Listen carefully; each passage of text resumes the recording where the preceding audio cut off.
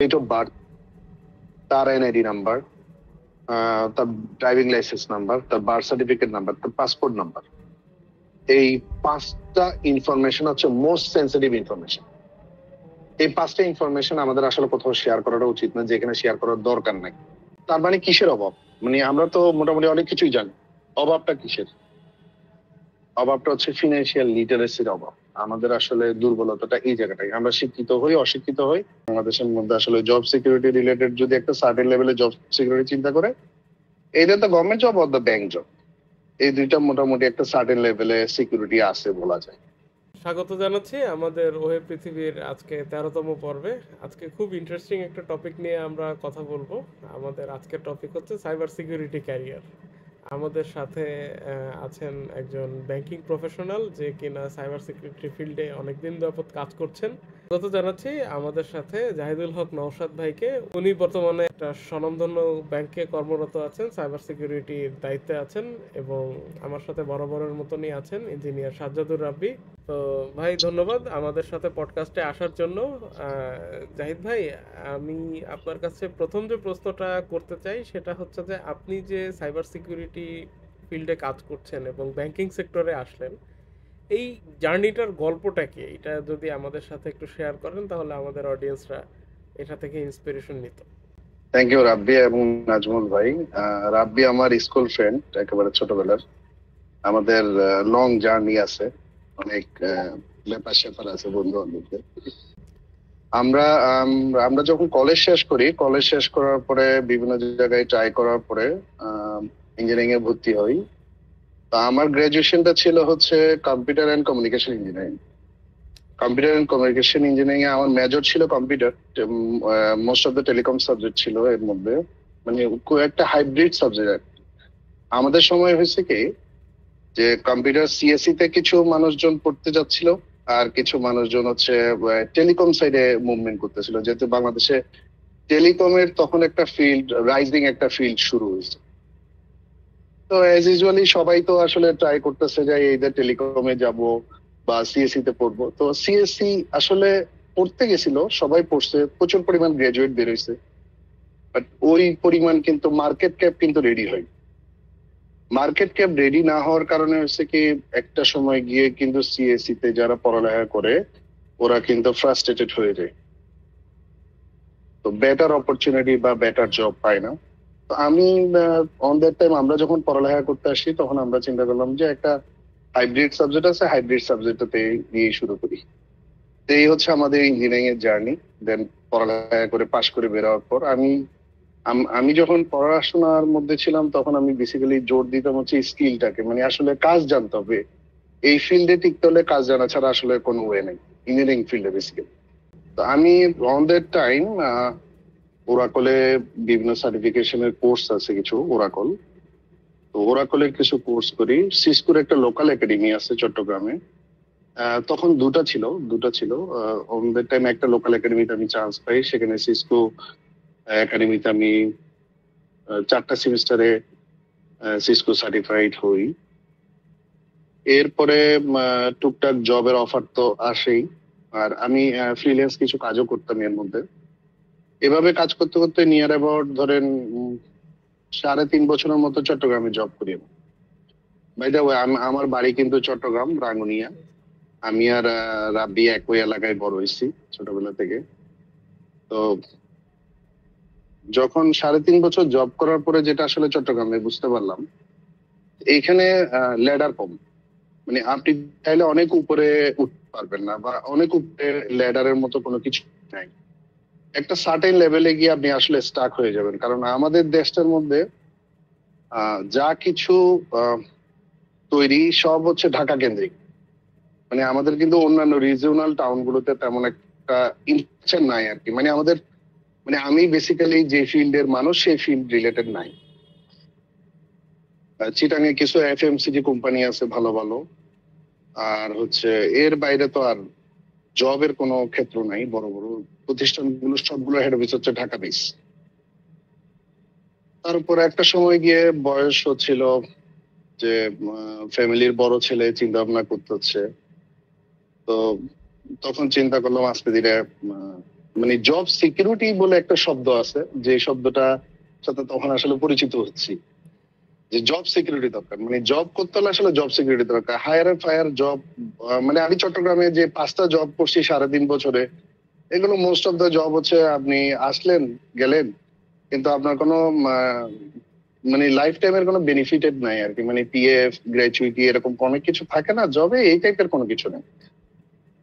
এই করতে করতে পরে আমার সিনিয়রদের সাথে কিছু কথাবার্তা বললাম, অনেকে দেখলাম সাজেস্ট করলো যে বাংলাদেশের মধ্যে আসলে জব সিকিউরিটি রিলেটেড যদি একটা সার্টেন লেভেলে জব সিকিউরিটি চিন্তা করে, এইটা তো government job or the bank job, এই দুইটা মোটামুটি একটা সার্টেন লেভেলে সিকিউরিটি আছে বলা যায়। তো আমি দুমাইয়া এইগুলোতে অ্যাপ্লাই করা শুরু করলাম। তো আল্লাহর রহমতে এরকম কয়েকটা অ্যাপ্লাই করতে করতে একটা ক্লিক করে গেল। এই হচ্ছে আমার জবের জার্নি পিরিয়ড। দেন আমি ফার্স্ট সিকিউরিটি ইসলামী ব্যাংকে জয়েন করি 2011 সালের অগাস্ট মাসে, সিস্টেম এন্ড হার্ডওয়্যার টিমে। এরপর সিস্টেম এন্ড হার্ডওয়্যার টিমে দীর্ঘ প্রায় 7.5 বছরের মতো জব করি ওই ব্যাংকের বিভিন্ন পজিশনে। তারপর আস্তে আস্তে এইসব সাবজেক্ট গুলোতে কাজ করতে গিয়ে ওইখানে যখন দেখলাম যে আসলে কাজের ক্ষেত্র বিশাল। ব্যাংকের ক্ষেত্রে হচ্ছে ব্যাংকগুলো অন দ্যাট টাইম, আমরা যখন আসলে ব্যাংকিং এ আসি তখন ব্যাংকগুলো মোস্ট অফ দা ব্যাংক আস্তে আস্তে করে ট্রান্সফরমেশন পিরিয়ডের মধ্যে যাচ্ছে। ওরা ডিস্ট্রিবিউটেড কম্পিউটিং থেকে, ব্যাংকিং থেকে ওরা কোর ব্যাংকিং এ চলে যাচ্ছে। কোর ব্যাংকিং মিনস হচ্ছে, আপনারা দেখেন, আপনারা যদি সাপোজ টু বি চট্টগ্রামের কোনো ব্রাঞ্চে টাকা জমা দেন, সাথে সাথে আপনি টঙ্গী থেকে কিন্তু উইথড্রল করতে পারেন। এই কনসেপ্টটা তখন শুরু হয় আর কি। আগে তো যে ব্রাঞ্চে আপনার অ্যাকাউন্ট, সেই ব্রাঞ্চে গিয়ে টাকা জমা দিতে হতো, অথবা দেখা যেত কি আপনি ব্রাঞ্চে টাকা জমা দিলেন, পরের দিন গিয়ে আপনি গিয়ে তুলতে পারবেন। তো আমরা হচ্ছে সেই কোর ব্যাংকিং ফার্স্ট সিকিউরিটি ব্যাংকে শুরু হওয়া প্রথম আইটির ব্যাচ। তো যখন কোর ব্যাংকিং ইমপ্লিমেন্টেশনের জন্যই আমাদেরকে নেওয়া হয়, তখন আমরা প্রায় 26 জনের একটা ব্যাচ জয়েন করি। তো বিভিন্ন জন বিভিন্ন ধরনের কাজে অ্যাসাইন। আমাদের কাজ ছিল হচ্ছে রেডিনেস করা, মানে কোর ব্যাংকিং এর জন্য কাস্টমার, মানে আমাদের যারা ব্রাঞ্চ, আমাদের কাস্টমার মানে হচ্ছে ব্রাঞ্চ, অ্যাকচুয়ালি ব্রাঞ্চ পিপল। তো ব্রাঞ্চ পিপলদের আসলে রেডিনেস করা। তো আমরা সারা বাংলাদেশে ঘুরে ঘুরে ঘুরে ঘুরে এইগুলো রেডিনেস করতাম, ওদেরকে ট্রেনিং দিতাম। দেন একটা সময় গিয়ে আমরা ডেপ্লয়মেন্ট, ফ্রাইডে স্যাটারডে এরকম নাইটে আমরা ডেপ্লয়মেন্ট শুরু করতাম, সিকুয়েন্সিয়ালি আর কি। আমি যখন ফার্স্ট সেকেন্ড ইসলামী ব্যাংকে জয়েন করি তখন ব্রাঞ্চের সংখ্যা ছিল 67টা। এখন এটা প্রায় সর্বমোট মিলে 450-র মতো ব্রাঞ্চ, বিশাল নেটওয়ার্ক। হ্যাঁ, বাংলাদেশের ইসলামী ব্যাংকের নেটওয়ার্ক গুলোর মধ্যে ইসলামী ব্যাংক বাংলাদেশের পরে সর্ববৃহৎ হচ্ছে ফার্স্ট সেকেন্ড ইসলামী ব্যাংক। সারা বাংলাদেশ ব্যাপী তার ব্রাঞ্চ আছে, সাব ব্রাঞ্চ আছে। তো এই কাজ বিভিন্ন সেগমেন্টে কাজ করি। তখন আমরা সিস্টেম এন্ড হার্ডওয়্যারে কাজ করি, সাপোর্টে কাজ করি, এসব ইমপ্লিমেন্টেশন, বিভিন্ন প্রজেক্ট আসতো একটার পর একটা। ল্যাডার ছিল, মানে সিনিয়রদের দেখতাম বিভিন্ন ধরনের কাজের মধ্যে সম্পৃক্ততা। মানে ওইখানে চাকরি করতে গিয়ে একটা জিনিস ফোকাস হলো যে যে হ্যাঁ, আমি আমার পাথওয়ে নির্ধারণ করতে পারলাম যে আমি এই জায়গায় যাব। আমি কেউ প্রোগ্রামিং ট্র্যাকে ভালো করতেছে, কেউ সিস্টেম ট্র্যাকে ভালো করতেছে, সিস্টেম অ্যাডমিন ট্র্যাকে, কেউ নেটওয়ার্ক ট্র্যাকে ভালো করতেছে। আমি তখন টার্গেট নিলাম যে হচ্ছে আমি সিকিউরিটি ট্র্যাকটাকে ধরবো। দেন ইনফরমেশন সিকিউরিটিতে পড়াশোনা শুরু করলাম।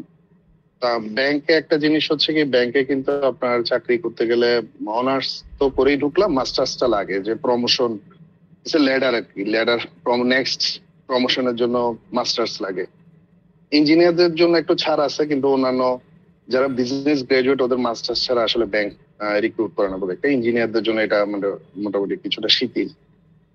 তখন আমি মাস্টার্স এর জন্য কোথায় করবো, মাস্টার্স করবো এমন একটা সাবজেক্টে যে অ্যাজ ইউজুয়াল মাস্টার্স করবো না, মাস্টার্স কোনো স্পেশালাইজ সাবজেক্টে করবো। এ করতে গিয়ে তখন বাংলাদেশে কোথায় সিকিউরিটির মাস্টার্স খবর নিচ্ছি যে কোথাও তো এরকম নাই। তো অনেক খবর পেলাম বাংলাদেশে একটা ইউনিভার্সিটি সিকিউরিটির উপর, ইনফরমেশন সিকিউরিটি ইঞ্জিনিয়ারিং এর উপর মাস্টার্স আছে, বাট ফার্স্ট ব্যাচে আমি মিস করে ফেলি। ফার্স্ট ব্যাচে আমি জয়েন করতে পারি না, তখন আমি জানতাম না, খুঁজতে খুঁজতে এতদিন সময় লেগে যায়। পরে সেকেন্ড ব্যাচে আমি অ্যাডমিশন টেস্ট দিয়ে টিকি, সেটা হচ্ছে বাংলাদেশ ইউনিভার্সিটি অফ প্রফেশনাল আর্মিদের ইউনিভার্সিটি, 2008-এ প্রতিষ্ঠিত। এখানে আমার MISS কোর্সে আমি এনরোল করি। MISS কোর্সে এনরোল করার পরে এখানে 2 বছরের ইঞ্জিনিয়ারিং ডিগ্রি করতে গিয়ে মোটামুটি ওইখানে যে টিচারদের সান্নিধ্যে ছিলাম এবং আমার যে ব্যাচমেটরা ছিল, এই ব্যাচমেটদের থেকে মোটামুটি অনেক কিছুই শিখি। মানে একটা প্যাশন ক্রিয়েট হওয়া শুরু করে। ইনফরমেশন সিকিউরিটি, সাইবার সিকিউরিটি যেটাই বলেন, এটা আসলে একটা প্যাশন। মানে এটা জার্নিটা অনেক লং। মানে এই নাও আপনাকে একটা রিডিং হ্যাবিট কিন্তু ক্রিয়েট করতে হয় এই সাবজেক্টে যদি কাজ করতে চান বা এই ফিল্ডে কাজ করতে চান। আপনাকে ডেইলি পড়ালেখা করতে হবে, আপনাকে নতুন নতুন ট্রেন্ডের সাথে চলতে হবে। আমরা এমন একটা যুগের মানুষ ছিলাম, আমরা কিন্তু বাটন ফোনের মানুষ। অ্যাকচুয়ালি বাটন ফোন থেকে আমরা এখন 5G-তে 4G-তে চলে আসছি, স্মার্টফোন ইউজ করতেছি। তো আমাদের সময় আমরা দেখছি যে কি পরিমাণ টেকনোলজিটা রেপিড আসলে চেঞ্জ হয়ে আসছে। তো 2 বছরের মাস্টার্সে যখন চান্স পাই, ব্যাংক যথেষ্ট অ্যাপ্রিসিয়েট করে আমাকে, এবং ব্যাংকেও আমরাই ফার্স্ট তখন ইনফরমেশন সিকিউরিটি টিম ফর্ম করি।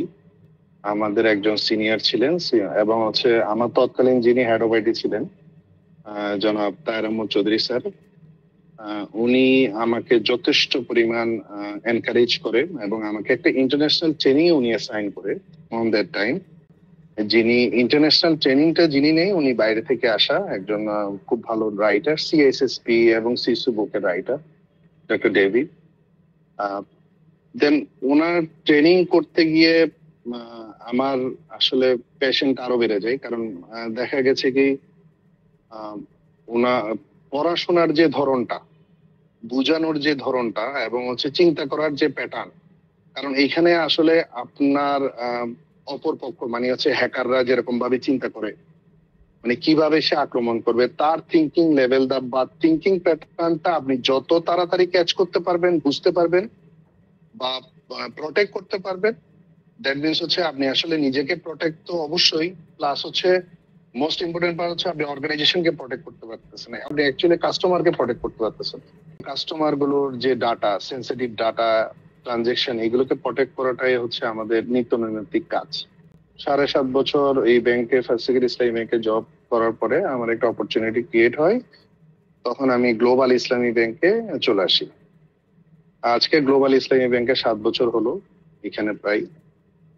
তো আমার টোটাল চাকরি জার্নিটা প্রায় 17 বছরের মতো। তো এই 17 বছরে মানে আমি আমার এই এই সময়ে আমি আমার বেস্ট পার্টটা কাটাই হচ্ছে গ্লোবাল ইসলামী ব্যাংকে। কারণ হচ্ছে এখানে আমি আমার ফ্রি হ্যান্ড পাই, যার কারণে আমি যত ধরনের সিকিউরিটি ডেপ্লয়মেন্ট আমাদের বাজেটের মধ্যে সম্ভব ততটুকু আমি এখানে সিকিউরিটি ডেপ্লয়মেন্ট করতে পারি। এবং হচ্ছে ম্যানেজমেন্টের সাপোর্ট পাই, আমাদের MD স্যার এবং আমার হেড অফ আইটি এবং আমার অন্যান্য টিম লিডারদের যথেষ্ট পরিমাণ সাপোর্ট পাই। সাপোর্টের কারণে হয়েছে কি যে আমার এখানে কাজ করতে কোনো অসুবিধা হয়নি এবং আমার খুব সুন্দর একটা টিম আছে। আমার টিমমেটদের খুব রেসপন্সিভ। এই হচ্ছে টোটাল জার্নি আমার সাইবার সিকিউরিটিতে। এখনো কাজ করে যাচ্ছি, এখনো তো চলতেছে, আজকেও লং ডিউটি। নওশাদ, প্রথমেই ধন্যবাদ জানাচ্ছি তোমাকে আমাদের সাথে পডকাস্টে জয়েন করার জন্য। তুমি অনেক ব্যস্ত মানুষ। আমার একটা বিষয় আসলে জানার ছিল, সেটা হচ্ছে আমরা কিছুদিন আগে একটা গ্লোবাল নিউজে জানতে পারলাম যে 16 বিলিয়ন পাসওয়ার্ড চুরি হয়ে গেছে। এখন সাধারণ মানুষ, আমরা যারা এই সেক্টরের সাথে খুব বেশি একটা জড়িত না, বা আমরা এটা সম্বন্ধে আসলে খুব বেশি ধারণা রাখি না, আমরা মনে করছি যে এটা আসলে কি হতে পারে, এটা হয়তোবা একটা স্প্যাম হতে পারে, কিংবা হয়তোবা এটা আমার পাসওয়ার্ড তো চুরি হয় নাই, তাইলে আর এটা আমার চিন্তারও বিষয় না। এখন মানে এই বিষয়টা থেকে আমি এই জন্য আসলাম, যেহেতু ব্যাংকিং সেক্টরে সাইবার সিকিউরিটির বিষয়টা আসলে খুবই গুরুত্বপূর্ণ। কারণ এখানে টাকা পয়সার যে লেনদেন, বা টাকা পয়সা কি মানে একটা কাস্টমারের অ্যাকাউন্টে যে টাকাটা রাখা হয় সেটা সেফ ভাবে রাখা, কিংবা এই ইনফরমেশনটা হ্যাকাররা যেন নিতে না পারে, বা যে কেউ এটা হ্যাক করে নিয়ে ফেলতে না পারে, সেটার জন্য আসলে যে কাজ করে যাওয়া। সো তুমি যেহেতু আজকে 17 বছর ধরে এই ব্যাংকিং সেক্টরে এই সাইবার সিকিউরিটি নিয়ে কাজ করছো, আমি একটু জানতে চাচ্ছিলাম আসলে এখানে সবচেয়ে বড় চ্যালেঞ্জ গুলো কি কি, আর সেটা মোকাবেলার জন্য আসলে ব্যাংকগুলো কি ধরনের মানে স্টেপ নেয়? আমি একটা শর্টকাট কথা বলি, সেটা হচ্ছে আসলে আমরা মানে আমাদের এই দেশের মানুষরা, আমাদের দেশের মানুষকে উদ্বেগ করি। আমরা আসলে খুব বোকাশোকা মানুষ। আমরা খুব অল্প সুখের জন্য কিন্তু আমরা ওই হৃদয় বিক্রি করে ফেলা বলে না, আমরা এই টাইপের কাজ করে ফেলি খুব দ্রুত। আমরা কুইক ডিসিশন মেকার কিন্তু আমরা, হ্যাঁ। সো কুইক ডিসিশন কেমন করে করি দেখেন, সেটা হচ্ছে মোবাইলে কোনো ধরনের SMS আসলো আমার কাছে যে ভাই আপনি একটা মেসেজ আসলো যে আপনি এই লিঙ্কটাতে ক্লিক করেন, এই লিঙ্কটাতে ক্লিক করলে আপনি 500 টাকা পেয়ে যাবেন। আমরা কিন্তু চিন্তা করি না, হ্যাঁ মোবাইলে 500 টাকা পেয়ে যাবো, বিশাল ব্যাপার। আমি 500 টাকার জন্য সাথে সাথে লিঙ্কে ক্লিক করে ফেলি। আমি চিন্তা ভাবনাও করি না যে লিঙ্কটা আসলে কিরকম লিঙ্ক, বা কি মানে হঠাৎ অ্যানোনিমাস একটা নাম্বার থেকে মেসেজ আসলো, কোনো চিন্তা ভাবনা নাই, আমি লিঙ্কে ক্লিক করে ফেললাম, আইডি পাসওয়ার্ড দিয়ে ফেললাম, একটা ওটিপি আসলো, মোবাইলে ওটিপিও দিয়ে দিলাম। আসলে কিন্তু আমি আমার আইডি পাসওয়ার্ড কম্প্রোমাইজ করে ফেলছি, মোবাইলে ওটিপির মাধ্যমে কম্প্রোমাইজ করে ফেলছি। দেখা গেল যে আমার অ্যাকাউন্ট থেকে 50,000 টাকা চলে গেল। আমি 500 টাকার জন্য 50,000 টাকা খোয়া দিলাম। তো এটা একটা ফিশিং লিঙ্ক। একটা যে ফিশিং লিঙ্ক আসছে, বা SMS ফিশিং লিঙ্ক আসছে, বা ভিডিও কলের মাধ্যমে একটা মানুষজন একটা কিছু জানতে চাইছে, ফিশিং লিঙ্ক বলি আমরা। তো এটা করার ক্ষেত্রে কিন্তু আমরা কখনো চিন্তা করি না আসলে সমস্যাটা কি, আমরা চিন্তা করি না। আমরা কিন্তু এটা শুধুমাত্র ধরেন কম জানা মানুষ তাও কিন্তু না, আমাদের দেশের মানুষ কম করে হলো মানে একটা স্ট্যাটিক্যাল ডাটা বলে কি যে বাংলাদেশে নিয়ার অ্যাবাউট এমটবের ডাটা, এমটব এবং BTRC ডাটা হচ্ছে বাংলাদেশে মোবাইল ফোন সাবস্ক্রাইবার হচ্ছে 186 মিলিয়ন, মোবাইল ইন্টারনেট ইউজার হচ্ছে 116 মিলিয়ন, ইন্টারনেট সাবস্ক্রাইবার মানে শুধুমাত্র ইন্টারনেট ইউজ, মোবাইল ইন্টারনেট ছাড়া নর্মাল ইন্টারনেট ইউজার হচ্ছে 130 মিলিয়ন। তাহলে আমাদের প্রায় নিয়ার অ্যাবাউট 50% উপরে মানুষজন মোবাইল ইউজ করে, বা এর চেয়ে বেশি প্রায় 72-70% মানুষজন ইউজ করে কি মানে স্মার্টফোন ইউজার। তাহলে এত মানুষজন স্মার্টফোন ইউজ করে, আমাদের এত মানুষজন স্মার্টফোন ইউজ করে, বিকাশ ইউজ করে না এমন মানুষজন খুব কমই আছে শহর এলাকায়, আরবান এরিয়াতে। শহরে মানুষজনের মধ্যে বিকাশ, উপায়, নগদ মোটামুটি এগুলোর সাথে সবাই ইউজ টু। আমাদের টোটাল জনগোষ্ঠীর 40% কিন্তু আমরা নিয়ার অ্যাবাউট 40% কাছাকাছি হবে যে ব্যাংকিং ট্রানজেকশন করে, এইসব বিকাশ হতে শুরু করে ব্যাংকিং সকল ধরনের ট্রানজেকশন করে। তো তার মানে কিসের অভাব? মানে আমরা তো মোটামুটি অনেক কিছুই জানি, অভাবটা কিসের? অভাবটা হচ্ছে ফিনান্সিয়াল লিটারেসির অভাব। আমাদের আসলে দুর্বলতাটা এই জায়গাটাই, আমরা শিক্ষিত হই, অশিক্ষিত হই, আমরা আমাদের নিজেদের লোভ সম্বরণও করতে পারি না অনেক সময়, চিন্তা ভাবনাতে দুর্বল, খুব দ্রুত যে কোনো কিছুতেই আমরা হয় কি মোহগ্রস্ত হয়ে যাই। হ্যাঁ, আজকে দেখবেন, আজকে প্রথম আলোতে একটা রিপোর্ট আসছে, বাংলাদেশ ব্যাংক জনস্বার্থে মাঝে মাঝে কিছু লেখা প্রকাশ করে থাকে যে ক্রাউড ফান্ডিং বলে একটা শব্দ আছে, ক্রাউড ফান্ডিং, যে বাংলাদেশ ব্যাংকে বলছে যে ক্রাউড ফান্ডিং এর নামে কিছু প্রতারণামূলক কাজ হচ্ছে, আপনারা এগুলোতে ইনভলভমেন্ট হবেন না। কিন্তু ইনভলভমেন্ট হয়ে কিন্তু অনেক মানুষ কিন্তু তাদের টাকা খোয়া দিয়ে দিচ্ছে খুব ইজিলি। কিন্তু আমরা কষ্ট করে ইনকাম করি, ঠিক আছে, কিন্তু খুব ইজিলি কিন্তু আমরা টাকা পয়সা ওই যে 200-500, এই যে এখানে 4টা ক্লিক করলে আপনি 200 টাকা পাবেন, এখানে 5টা ক্লিক করলে আপনি 500 টাকা পাবেন, এতেই কিন্তু মোহগ্রস্ত হয়ে কিন্তু আমরা টাকা দিয়ে দিই। মানে তার মানে কি, আমাদের কিন্তু ফিনান্সিয়াল লিটারেসি এবং হচ্ছে যে আমাদের আইটি সম্পর্কে দুর্বলতা অনেক বেশি। আমরা ইউজ করি, টেকনোলজি ইউজ করি, বাট টেকনোলজি প্রপারলি ইউজ যেটা, সেটা আসলে আমরা নেগলিজিবল এই ক্ষেত্রে মোস্ট অফ দ্য পার্সন। সেটা শিক্ষিত অশিক্ষিত বলে কোনো কথা না, সবাই মোটামুটি কোনো না কোনো জায়গায় জীবনের কোনো না কোনো সময় দেখা যায় কি ধরা খেয়ে যায়। আর যে তার মানে ডাটা চুরির যে কথাটা, মোবাইল থেকে ইউজ করতেছি, মোবাইলে দেখা যায় কি মোবাইলে আমি ব্রাউজারে আমি মোবাইলের অ্যাপস দিয়ে আমি ইন্টারনেট ব্যাংকিং ইউজ করতেছি বা মোবাইল অ্যাপস এর মাধ্যমে ব্যাংকিং ইউজ করতেছি। তো অন দ্যাট টাইম মোবাইলের অ্যাপসটা আপডেটেড না, বা মোবাইলের আপডেট আসছে, আমি আপডেটটা অফ করে রাখছি না, আপডেট করলে তো বেশি এমবি খেয়ে ফেলবে, তার চেয়ে ফেসবুক ইউজ করি। হ্যাঁ, মানে অ্যাপস কিন্তু আপডেট করি না অনেক সময়। অ্যাপস আপডেট না করাটা কিন্তু অ্যাপস এর একটা ত্রুটি। অ্যাপস গুলো কিন্তু কন্টিনিউয়াসলি কিন্তু আপডেট করা লাগে, এবং হচ্ছে মোবাইলে যেগুলো ব্যাংকিং ট্রানজেকশন অ্যাপস এগুলো কিন্তু রেগুলার বেসিসে আপডেট হয়। রেগুলার বেসিসে আমরা এগুলোকে, আমরা যখন আপনাদের কাছে একটা আপডেট পৌঁছাই তখন কিন্তু ব্যাকএন্ডে কিন্তু অনেক ধরনের টেস্টিং আমরা ডান করে এইটাকে অন ইয়ারে ছাড়ি।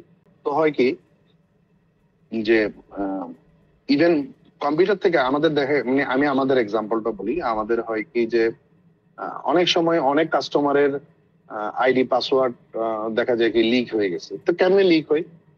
আইডি পাসওয়ার্ড তো লিক হওয়ার কথা না। তো উনি হয়তো যে ওনার বাসায় যে কম্পিউটার থেকে ব্রাউজার থেকে এটা আইডি পাসওয়ার্ড দিয়ে ওনার ইন্টারনেট ব্যাংকিং এ লগ ইন করছে। এটা হয়তো ব্রাউজারটার মধ্যে, ব্রাউজারটা আপডেটেড না, ব্রাউজারটা ট্র্যাকিং করতে পারে, ট্র্যাকারে ট্র্যাকিং করতে পারে, ট্র্যাক হয়, মানে কেউ না কেউ ব্যাকএন্ডে কিন্তু, মানে হ্যাকাররা কিন্তু আমাদের চেয়ে স্মার্ট বেশি, এরা সবসময় কিন্তু ট্র্যাকার অন করেই রাখে। তো হুক করতেই থাকে করতেই থাকে।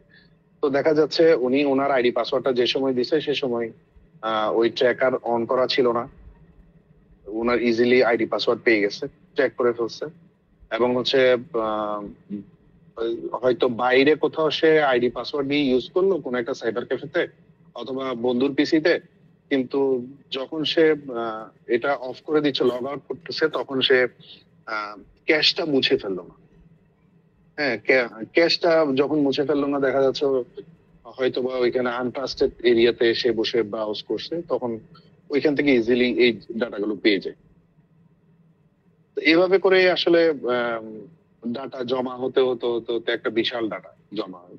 তো আমাদের হয় কি, আমাদের যদি এই ধরনের, আমরা আমাদের রাডারে যদি দেখতে পারি আমরা যে হ্যাঁ আমাদের কিছু কাস্টমার ইন্টারনেট ব্যাংকিং ইউজারের যে 10 জন ইউজারের ডাটা আইডি পাসওয়ার্ড কম্প্রোমাইজ হয়েছে, তখন আমরা ওই স্পেসিফিক ইউজারকে জানিয়ে দিই যে ভাই আপনার আইডি পাসওয়ার্ড কম্প্রোমাইজ হয়েছে, আপনি দ্রুত আপনার পাসওয়ার্ডটা চেঞ্জ করে দেবেন। আর নর্মালি ব্যাংকগুলো করে কি সবসময় আহ, তার কাস্টমারকে সবসময় একটা মেসেজ দিতে থাকে যে আপনার সিভিভি নাম্বারটা কারোর সাথে, কার্ডের সিভিভি নাম্বারটা কারোর সাথে শেয়ার করবেন না, এবং কোনো কিছু দেখা মাত্রই ক্লিক করবেন না, যাচাই করা ছাড়া কোনো লিঙ্কে ক্লিক করবেন না। এই ধরনের মেসেজ কিন্তু ব্যাংক অথবা এনবিএফআই গুলো কন্টিনিউয়াসলি দিতে থাকে, যাতে কাস্টমাররা অ্যাকনলেজ হয়, কাস্টমাররা যাতে ফিনান্সিয়াল লিটারেসিটা বাড়ে। হ্যাঁ, তো আলহামদুলিল্লাহ আগের চেয়ে তো কমে আসছে। হ্যাঁ, এটার মানে পার্সেন্টেজটা কিন্তু এখন কমে আসছে, মানুষ কিন্তু এখন বুঝতেছে, জানতেছে। আর কেউ যদি মানে এই রিলেটেড কাজ শিখতে চাই, জানতে চাই, তাহলে তাকে এই ইজিলি কিন্তু এখন তো মোবাইল, মোবাইল মানে পুরা দুনিয়া। মানুষের কাছে কম্পিউটার নাই কিন্তু মোবাইল আছে। বাংলাদেশে একটা সার্টেন লেভেল অফ পার্সেন্টেজ, একটা রিপোর্ট আছে যে এত পার্সেন্ট মানুষের সাথে, মানুষের কাছে মোবাইল আছে ঠিক আছে, কিন্তু কম্পিউটার আছে কিন্তু কম কম সংখ্যক মানুষের কাছে। কম্পিউটার কিন্তু সবাই ইউজও করে না। আর কম্পিউটার এক বিশাল বড় একটা যন্ত্র, আমরা না হয় অফিসে ইউজ করি বলে কাজ করতে হয়, কিন্তু মোবাইলে তো সবাই ইজিলি ট্র্যাক করা যায়। আমি লিঙ্কটা কপি করেই কিন্তু আসলে লিঙ্কটা ভ্যালিড না ইনভ্যালিড এটা কিন্তু চেক করা যায়। কিছু সাইট আছে চেক করার জন্য। জাস্ট এই লিটারেসিটা যদি বাড়ে না মানুষের, তাহলে মানুষ কিন্তু বুঝতে পারবে। আরেকটা জিনিস হচ্ছে ধরেন ডাটা যে যেটা রাব্বি ডাটার কথা বললি, আমি রিসেন্ট টাইমে একটা হসপিটালে গেছি। তো হসপিটাল কর্তৃপক্ষ বললো কি যে হ্যাঁ একটা ফর্ম দিল যে আপনাকে ডাক্তার দেখাতে হলে তো এখানে একটা আইডি করতে হবে, তো আমাকে এত 100-200 টাকা দিয়ে একটা আইডি করতে হবে। ঠিক আছে, আমি আইডি করতেছি। আইডিতে বিভিন্ন ইনফরমেশন ফিল আপ করে রেজিস্ট্রেশন ফর্মটা দিতে হয়। সেই রেজিস্ট্রেশন ফর্মের একটা জায়গায় আছে আপনার এনআইডি নাম্বারটা দেন। একটা হসপিটাল কর্তৃপক্ষের আমার এনআইডি নাম্বারে কোনো কাজ আছে? এনআইডি নাম্বারে কিন্তু কোনো কাজ নেই। কিন্তু আমরা আসলে না বুঝে অনেকে কিন্তু এনআইডি নাম্বারটা দিয়ে দিই। আমাদের এনআইডি নাম্বারটা যত্রতত্র ইউজ করার জন্য না, আমাদের এনআইডি নাম্বারটা কিন্তু আমাদের সেন্সিটিভ নাম্বার। একটা মানুষের আইডেন্টিটি ইনফরমেশন, তার ডেট অফ বার্থ, তার এনআইডি নাম্বার, তার ড্রাইভিং লাইসেন্স নাম্বার, তার বার্থ সার্টিফিকেট নাম্বার, তার পাসপোর্ট নাম্বার, এই 5টা ইনফরমেশন হচ্ছে মোস্ট সেন্সিটিভ ইনফরমেশন। এই 5টা ইনফরমেশন আমাদের আসলে কোথাও শেয়ার করাটা উচিত না, যেখানে শেয়ার করার দরকার নাই। হ্যাঁ, আপনি না হয় ড্রাইভিং লাইসেন্স করতেছেন, তখন কিন্তু আপনাকে এনআইডি ইনফরমেশন শেয়ার করতে হবে। কিন্তু একটা হসপিটালে গিয়ে আপনি রেজিস্ট্রেশন করবেন, সেখানে এনআইডি এই 5টা ইনফরমেশন শেয়ার করার কোনো প্রয়োজনীয়তা নাই, শুধু আপনার বার্থডেটা ছাড়া, আর মোবাইল নাম্বার কমিউনিকেশন পারপাস। আবার ইভেন এমনও হয় যে আমরা শপিং করতে গেলাম, তো এখন বলে কি যে আপনার যে শপিং করলেন, আপনার রিসিপ্ট আপনার মোবাইলে পাঠিয়ে দেবে আপনাকে। আমরা এনভায়রনমেন্ট ফ্রেন্ডলি, সে কারণে আমরা রিসিপ্ট বের করবো না, রিসিপ্ট আপনার মোবাইলে চলে যাবে। আসলে কিন্তু মোবাইলে শুধু চলে যাবে না, সে কিন্তু 2টা জিনিস আপনার পেয়ে গেছে। মোবাইলে তো রিসিট আসতেছে, মোবাইলে আপনার, হ্যাঁ আপনি তো যা কিনছেন দেখে শিখেই কিনছেন, এটা আবার চেঞ্জ করার তো খুব একটা প্রয়োজন সবসময় পড়ে না। তো মোবাইল নাম্বারটা কিন্তু সে পেয়ে গেছে মার্কেটিং এর জন্য, সে কন্টিনিউসলি কিন্তু মোবাইলে মেসেজ দিতেই থাকবে। আর ওরা করে কি একটা সার্টেন, মানে আমার কাছে যেটা ধারণা যে মার্কেটিং ট্রেন্ডটাকে আপনাকে ফ্রিতে আসলে কোনো কিছু ইউজ করতে দেয় না দুনিয়াতে।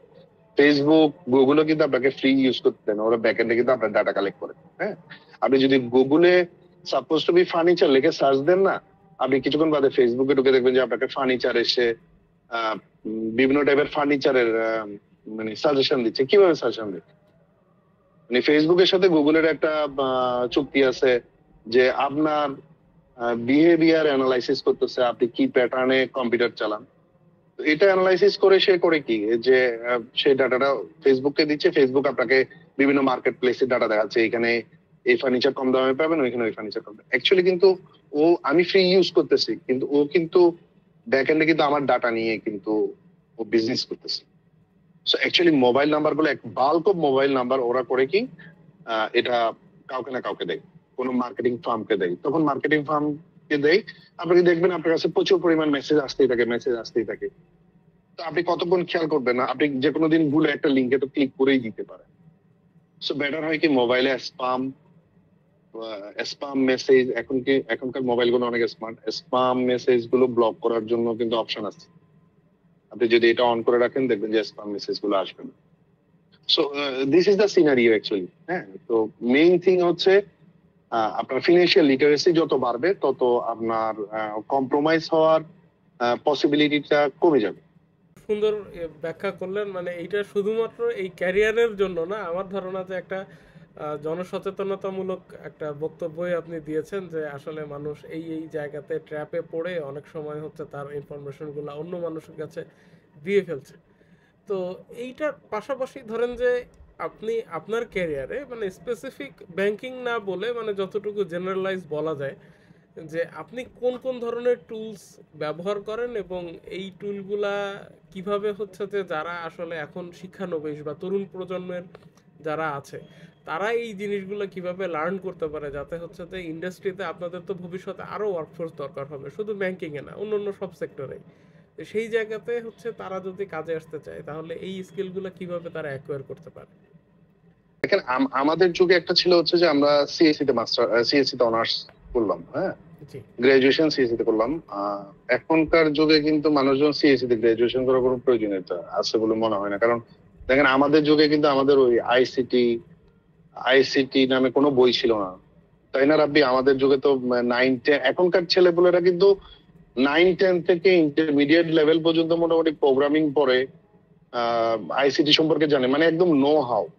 আমরা যেটা হয়তো ফার্স্ট সেমিস্টারে পড়তাম, ওরা কিন্তু ওই 9-10 কলেজে কিন্তু এটা পড়ে ফেলতেছে, এর চেয়ে বেশি কিছু পড়তেছে না।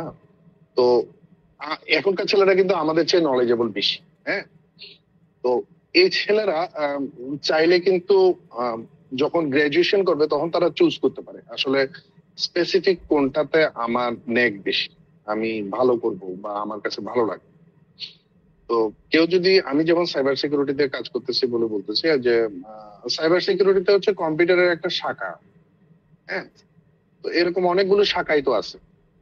আগামীর পৃথিবীতে আপনি যদি আগামীর পৃথিবী চিন্তা করেন, এআই বেস পৃথিবী, আগামীতে মোস্ট ডিমান্ডেবল জব গুলোর মধ্যে হচ্ছে এআই।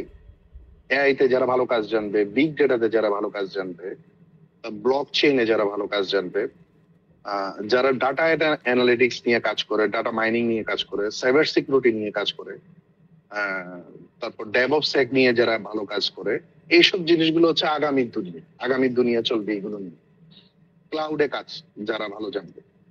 তো বাংলাদেশে এখন কিছু ইউনিভার্সিটিতে চালু হয়েছে, আমি আমার ফিল্ডের কথাই বলি, যে কিছু ইউনিভার্সিটিতে সাইবার সিকিউরিটি গ্রাজুয়েশন চালু হয়েছে ঢাকার মধ্যে। আর মাস্টার্স মোটামুটি 3-4টা ইউনিভার্সিটিতে মাস্টার্স আছে এই মুহূর্তে গ্রাজুয়েশনে, গ্রাজুয়েশন লেভেলের। আর হচ্ছে আন্ডার গ্রেডে 2-1টা ইউনিভার্সিটিতে সাইবার সিকিউরিটিতে অনার্স আছে। তো শিখতে হলে আপনাকে প্যাশনেট হতে হবে। মানে সাইবার সিকিউরিটি ফিল্ডটা এমন না যে আপনি গদবাঁধা মুখস্থর কোনো কিছু না, এটা কোনো গদবাঁধা মুখস্থর কাহিনী না। আপনাকে কিন্তু রেগুলার বেসিসে ট্রেন্ডিং চেঞ্জ হচ্ছে। আগে মানুষজন কম্পিউটারের মাধ্যমে ভাইরাস বা ট্রোজান ছড়িয়ে মানুষজন হ্যাক করে ফেলতো, মানুষের ডাটা হ্যাক করতো। এখন কিন্তু মোবাইলের মাধ্যমে করে ফেলতেছে, মোবাইলের মাধ্যমে সোশ্যাল ইঞ্জিনিয়ারিং করতেছে। এখনকার জিনিসগুলো খুব ইজি, কিন্তু আপনি যদি প্রটেক্ট করতে চান, প্রটেক্ট করতে পারবেন। হ্যাঁ, তার জন্য আপনাকে কিন্তু নলেজেবল হতে হবে, শিখতে হবে, জানতে হবে। একদম ইনিশিয়াল লেভেলে যদি বলি, ডেটা নিয়ে, ডাটা অ্যানালিটিক্স নিয়ে কাজ করবেন বা থিঙ্কিং ক্যাপাসিটি নিয়ে কাজ করবেন, আপনাকে কিন্তু ধরেন কিছু সাইট আছে, যেসব সাইট গুলো থেকে আপনি একদম ইনিশিয়াল লেভেলে কাজ শুরু করতে পারেন। যেমন ধরেন ট্রাই হ্যাক মি বলে কিছু সাইট আছে, হ্যাক দ্য বক্স বলে কিছু সাইট আছে। এখানে আপনি ইনিশিয়ালি সাইবার সিকিউরিটির বেসিক সাইবার সিকিউরিটি নিয়ে পড়তে পারবেন। তারপর যারা হয়তো ভিডিও দেখতে অভ্যস্ত, তারা নেটওয়ার্ক চাঙ্ক বলে একটা চ্যানেল আছে, তারপর আপনার ডেভিড বম্বলের কিছু চ্যানেল আছে, এই চ্যানেলগুলো দেখতে পারেন। এগুলো একদম বেসিক সাইবার সিকিউরিটি কিভাবে কাজ করে, নেটওয়ার্ক সিকিউরিটি কিভাবে কাজ করে, এগুলো নিয়ে, এসব টুল গুলো নিয়ে শিখাবে। এবং হচ্ছে সিটিএফ বলে একটা শব্দ আছে, ক্যাপচার দ্য ফ্ল্যাগ। আপনি যদি আস্তে আস্তে করে কাজ শিখেন তাহলে সিটিএফ খেলতে পারবেন। সিটিএফ এ বাংলাদেশে কিন্তু সিটিএফ এর বড় বড় প্রতিযোগিতা হয়। হ্যাঁ, মানে এটা হচ্ছে হ্যাকারদের খেলা, হ্যাকারদের গেম। আমরা যেমন অ্যানুয়াল স্পোর্টস হতো না স্কুলে, অ্যানুয়াল স্পোর্টস, এটা হচ্ছে হ্যাকারদের অ্যানুয়াল স্পোর্টস টাইপের। বিভিন্ন অর্গানাইজেশন থেকে কয়েকটা গ্রুপ মিলে বাংলাদেশে করে, এবং বাংলাদেশের হ্যাকার কমিউনিটি কিন্তু যথেষ্ট পরিমাণে স্ট্রং ব্যাক এন্ডে। ওরা নিজেদেরকে অনেকে প্রকাশ করে না, কারণ প্রকাশ করাটা আসলে উচিত না। বাংলাদেশের মানুষজন হ্যাকিং বলতে শুধু ফেসবুক আর গুগল হ্যাকিং এ বুঝে, মোবাইল হ্যাকিং এ বুঝে, টিকটক হ্যাকিং এ বুঝে। তো আসলে এইসব মানুষের কাছে যে এই লেভেল অফ নলেজ নাই, তো ওরা অনেকে অনেক কিছু প্রকাশ করে না। বাট ব্যাক এন্ডে কিন্তু এরকম বাংলাদেশে আমার জানা মতো অনেক ভালো ভালো টিম আছে, যারা বড় বড় সিস্টেমের ত্রুটি বের করে দেয়। আপনারা নাম শুনে থাকবেন, যেমন পালো আল্টোর নাম শুনছেন, F5 এর নাম শুনছেন হয়তোবা। পালো আল্টো হচ্ছে এক ধরনের ফায়ারওয়াল কোম্পানি, যারা বড় বড় ফায়ারওয়াল বানায়। ট্রেন মাইক্রো একটা security company, number 1 security company around the world, যারা বিভিন্ন টাইপস অফ ডিভাইস বানায়, অ্যান্টিভাইরাস বানায়। তো এইসব ওরা যে সিস্টেম গুলো বাইর করে, এই সিস্টেম গুলো ত্রুটি বের করে দিছে এমন বাংলাদেশি পিপল কিন্তু আছে, যারা এখানে এগুলো হচ্ছে কি, ওই মাইক্রোসফট কর্তৃপক্ষ বলেন, ফেসবুক কর্তৃপক্ষ বলেন, যখন তাদের নতুন রিলিজ আসে বা নতুন একটা সিস্টেম আসে, তখন ওরা করে কি, ওই সিস্টেমের ত্রুটি বের করে দেওয়ার জন্য একটা বাউন্টি প্রোগ্রাম ঘোষণা করে, বাউন্টি প্রোগ্রাম বলে। তখন এই বাউন্টি প্রোগ্রামে বিভিন্ন জন অংশগ্রহণ করে, যারা খুব দ্রুত বাউন্টি প্রোগ্রামে এটা ফাইন্ড আউট করে দিতে পারবে, ওনারা একটা বিশাল পুরস্কার দেয়। তো এখানে কিন্তু অনেক বাংলাদেশি আছে যারা এই রিলেটেড কাজের সাথে সম্পৃক্ত, এই বাউন্টি প্রোগ্রাম গুলোতে। আর হচ্ছে ছোটখাটো তো বললাম, ছোটতে মানে আপনি বিগিনার লেভেল থেকে ইন্টারমিডিয়েট লেভেল আস্তে আস্তে করে শুরু করতে পারেন।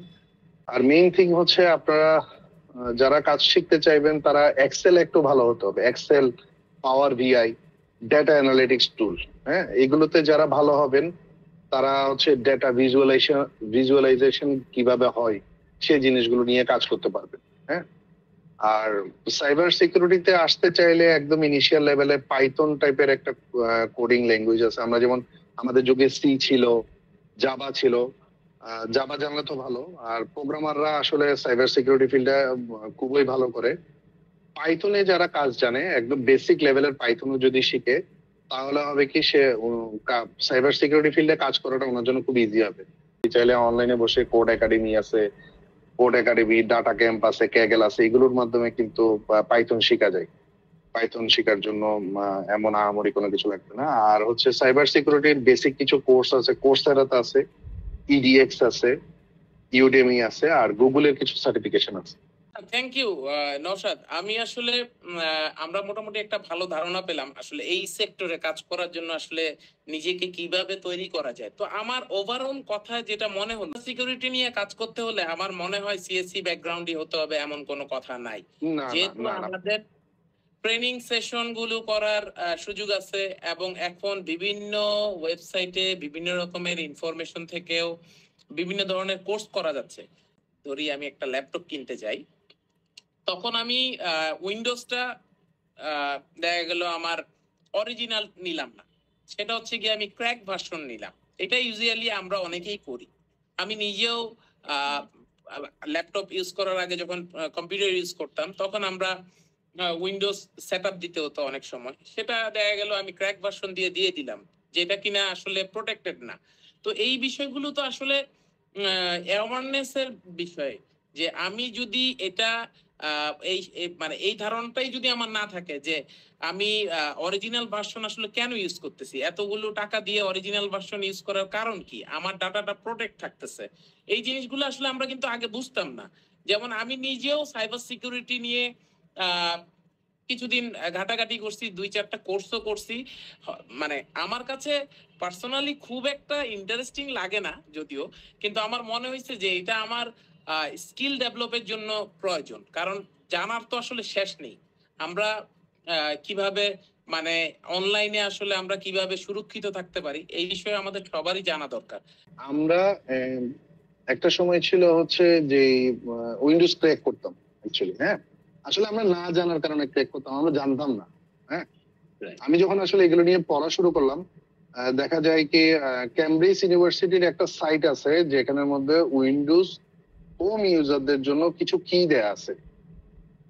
মানে এটা হচ্ছে Microsoft free for use for the education purpose. Actually মাইক্রোসফটের এডুকেশন পারপাসের জন্য কিছু কি দেয়া আছে, যেগুলোতে ওই কি ইউজ করলে কিন্তু ওরা রেগুলার বেসিসে উইন্ডোজের আপডেটটা দেয়। উইন্ডোজের কিন্তু 3 ধরনের আপডেট নামে প্রতি উইকে।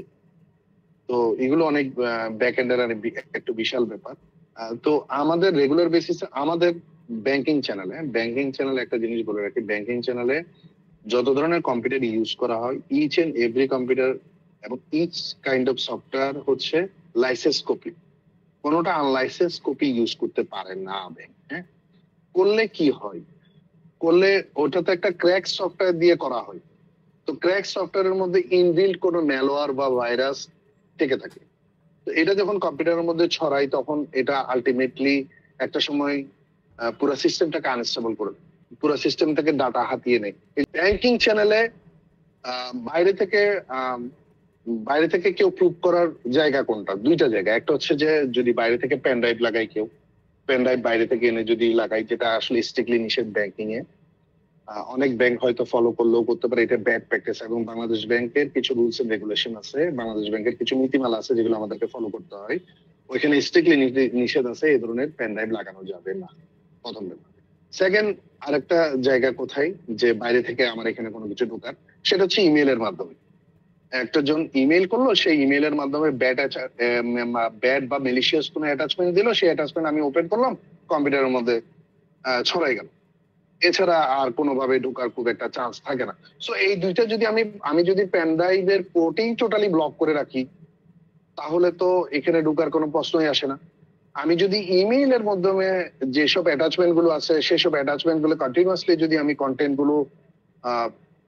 গুলো আমি ইন্সপেক্ট করি, তাহলেও কিন্তু এখানে ঢোকার প্রবাবিলিটিটা হয়তো 1-2% নেমে আসবে।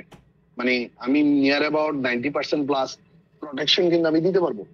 সেকেন্ড জিনিস হচ্ছে ব্যাংক, থার্ড ব্যাপার হচ্ছে ব্যাংকের যে কিছু পিসি আছে যেগুলোতে আমরা ইন্টারনেট দিতে হয়, সাপোজ টু বি যখন কাস্টমার যায় রেমিটেন্স এর জন্য, আমার ওয়েস্টার্ন ইউনিয়নে টাকা আসছে, মানিগ্রামে টাকা আসছে, হ্যাঁ, রিয়াতে টাকা আসছে, ওই ট্রান্সফার্স্টে টাকা আসছে, এইসব জায়গাগুলোতে যখন যাই তখন তো এটা অনলাইন থেকে আমাকে এই জিনিসটা করতে হয়। তখন কিছু পিসি আছে আমরা অনলাইনের মধ্যে রাখি, সেসব পিসি গুলো কিন্তু যথেষ্ট সিকিউর করা। জাস্ট যেসব সাইট গুলো তো ঢোকার জন্য পারমিটেড, শুধু সেসব সাইট গুলোই পারমিশন দেওয়া আছে, অ্যাপ্রুভ করা আছে, এবং ওয়েব কন্টেন্ট সিকিউরিটি এর মধ্যে দেওয়া আছে, না হলে ঢুকতে পারেন। আর যেটা হয় যে ব্যাংকে তো এরকম হয়। আর আমি সাজেস্ট করব মানে মানুষ যারা পড়ালেখা করতেছে বা যারা পার্সোনাল কম্পিউটার বাসায় ইউজ করতেছে, ওরা অবশ্যই যদি যাদের উইন্ডোজ পিসিটা অবভিয়াসলি যাতে ক্র্যাক ভার্সন না হয়, লাইসেন্স কপি যাতে, যেহেতু কম্পিউটার একজনে কিনতে পারছে তার কাছে কিন্তু আল্লাহর রহমতে যথেষ্ট পরিমাণ টাকা আছে, আর কিছু টাকা বাড়িয়ে দিয়ে কিন্তু লাইসেন্স কিনা দেয়। এখনকার কম্পিউটার গুলোর সাথে হোম লাইসেন্স কিন্তু দেয়, হোম ইউজারের লাইসেন্স কিন্তু দেয়াই হয়, তো ওইটা একটু বাড়িয়ে কিনাটাই বেটার আসলে, নিজেও প্রোটেক্টেড থাকলো। কারণ ওই কম্পিউটার থেকে যদি আমি আমার ইন্টারনেট ব্যাংকিং অ্যাপসে ঢুকি, বা আমার ব্যাংকের কোনো মেইলে ঢুকি, অথবা আমার যে কোনো অর্গানাইজেশন হোক আমি মেইলে ঢুকি, আমার আলটিমেটলি কিন্তু আমার ওইখান থেকে ছড়াবেই, ডাটা কম্প্রোমাইজ হবেই। সো একটু টাকা পয়সা গেলেও কিন্তু ইউজ করাটা বেটার। ধন্যবাদ ভাই, আপনার সাথে পরিচিত হয়েও ভালো লাগলো। মানে আমরা হচ্ছে যে খুবই অনেক কিছু জানতে পারলাম। তো ধন্যবাদ সবাইকে। আশা করি আমাদের দর্শকরাও সাইবার সিকিউরিটি নিয়ে অনেক সচেতন হবেন। আপনাদের ব্যক্তিগত যে তথ্য সুরক্ষা, এই বিষয়ে আপনারা আরো বেশি বেশি চেষ্টা করবেন যাতে হচ্ছে আপনার তথ্যটা বাইরের আরেকজনের কাছে যেন না চলে যায়। এই জায়গাটা আমাদের কাছে একটা নতুন টপিক ছিল। এছাড়াও আপনাদের জ্ঞাতার্থের জন্য জানিয়ে রাখছি, আমাদের তেজগাঁওতে একটা সাইবার সিকিউরিটি পুলিশ টিম কিন্তু আছে। আপনারা যদি মনে করেন যে আপনার সাথে কোনো সাইবার ক্রাইম হচ্ছে বা আপনি কোনো সাইবার ক্রাইমকে এক্সপিরিয়েন্স করেন, তাহলে এই সাইবার ক্রাইম ইউনিটের ওয়েবসাইটে অথবা হচ্ছে আপনারা সরাসরি পুলিশের সাথে যোগাযোগ করে সাইবার ক্রাইম ইউনিটকে জানাতে পারেন। সেই ক্ষেত্রে আপনি কিন্তু সাইবার ক্রাইম সম্পর্কে অনেক ধরনের সহযোগিতা পাবেন। তো এই পর্যন্তই আমরা আজকে আলোচনা শেষ করতে চাচ্ছি। আপনাদের এই আলোচনাটা কেমন লাগলো কমেন্ট বক্সে জানিয়ে দিন, এবং আমাদেরকে এটাও জানাতে পারেন যে ভবিষ্যতে আর কোন কোন ধরনের ক্যারিয়ার নিয়ে আপনারা আমাদের এপিসোডগুলো দেখতে চান। আজকের মতো এইখানেই আমি সাইন অফ করছি। আমি মোহাম্মদ নাজমুল হুদা। আমি সাজ্জাদুর রাব্বি। সবাইকে ধন্যবাদ আমাদের সাথে থাকার জন্য। আগামী সপ্তাহে আবার দেখা হবে নতুন কোনো ক্যারিয়ার নিয়ে, নতুন কোনো ভাবনা নিয়ে। সেই পর্যন্ত ভালো থাকুন। শুভরাত্রি।